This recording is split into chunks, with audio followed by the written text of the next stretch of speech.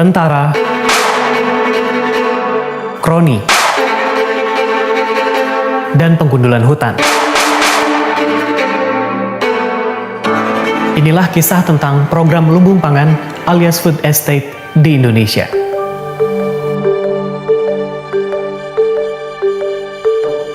Tahun lalu, pemerintah mencanangkan ambisi untuk meningkatkan produksi pangan setelah PBB memperingatkan bahwa akan terjadi kelangkaan pangan karena pandemi. Para pegiat lingkungan khawatir bahwa itu akan memperparah deforestasi. Tapi Kementerian Lingkungan Hidup dan Kehutanan ngotot bahwa hutan Indonesia tetap aman. Lantas, apa yang sebenarnya terjadi? Semua berubah dalam hitungan bulan. Kementerian Pertahanan merambah hutan di Kalimantan. Pemerintah juga melucuti peraturan yang melindungi hak-hak masyarakat dan lingkungan.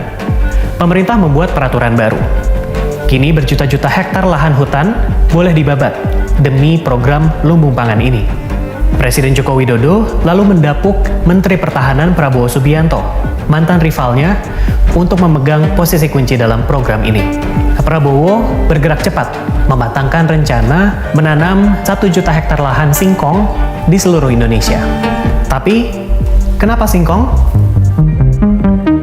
Kemhan mau mengganti tepung impor dengan tepung singkong produksi lokal untuk produksi mie. Nah, masalahnya, menurut banyak kajian, termasuk dari Bank Dunia, program ini tidak mampu menjadi solusi kelangkaan pangan di Indonesia. Banyak orang yang sulit mendapatkan makanan atau gizi yang cukup.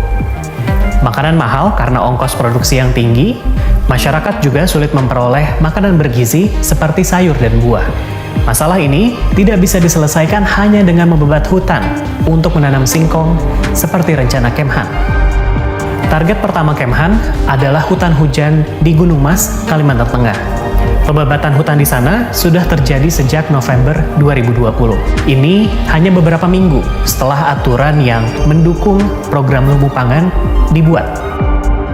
Nah, hal ini berpotensi melanggar aturan yang bahkan sudah dirampingkan. Tapi Kemhan membantah telah melanggar aturan itu.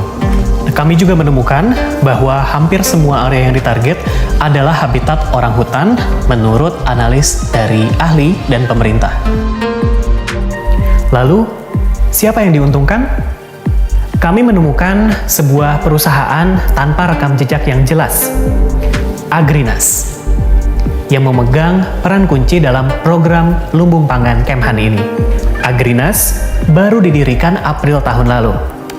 Di situsnya yang mentereng, mereka mengumumkan ambisinya dengan gagah menjadi perusahaan produksi pangan dan lembaga konservasi terkemuka. Agrinas adalah perusahaan swasta, tapi kepemilikannya agak aneh karena dimiliki sebuah yayasan amal yang awalnya didirikan untuk membantu anggota TNI mendapatkan pendidikan dan rumah. Siapa yang memimpin yayasan tersebut? Menteri Pertahanan Prabowo Subianto sendiri, dibantu dengan sejumlah perwira. Sementara manajemen Agrinas didominasi oleh politisi Partai Gerindra, partai yang dipimpin Prabowo dan juga lingkaran terdekatnya. Di antaranya adalah 3 pemuda yang disebut Ksatria Jedi Prabowo yang membantu Prabowo dalam kampanye Pilpres kemarin. Terus, kenapa ini penting? Menurut para ahli, ada konflik kepentingan. Ketika Menteri Pertahanan memiliki kendali atas sebuah perusahaan swasta, perusahaannya mencoba meraup untung dalam program lumbung pangan yang diawasi oleh Kemhan sendiri. Tapi, tentu saja Agrinas dan Kemhan membantah telah bermitra. Merespon pertanyaan dari kami, Kemhan membantah telah melibatkan Agrinas dalam program lumbung pangan. Agrinas juga mengatakan hal serupa. Mereka membantah. Tapi, kami menemukan bukti bahwa Agrinas mengajukan proposal investasi bernilai triliunan rupiah untuk mendanai program lumbung pangan Kemhan ini.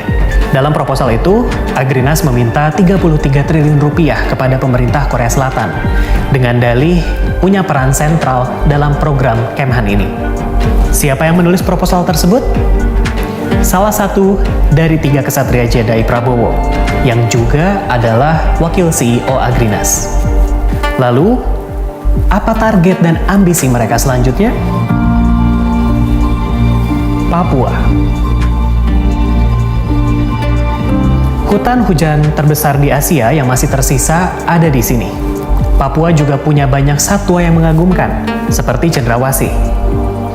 Dan masyarakat adat di sana hidup berdampingan dengan alam. Ternyata, sejak tahun lalu, seorang purnawirawan TNI Angkatan Laut sudah berkeliling mencari lahan untuk proyek lumbung pangan ini. Malahan per Agustus tahun ini, 2 kawasan luas di Merauke, di ujung bagian timur Indonesia, sudah dibidik. Di bulan yang sama juga, Kemhan sudah memaparkan rencananya kepada pemerintah daerah lewat sebuah pertemuan daring. Pembukaan perkebunan baru bisa berujung pada pembabatan hutan dan lahan basah secara besar-besaran. Hal ini juga tentu saja berdampak sangat besar kepada masyarakat adat di sana. Tapi hingga Agustus lalu, ketika rencana ini terus bergulir, Kemhan belum memberitahu komunitas adat di sana.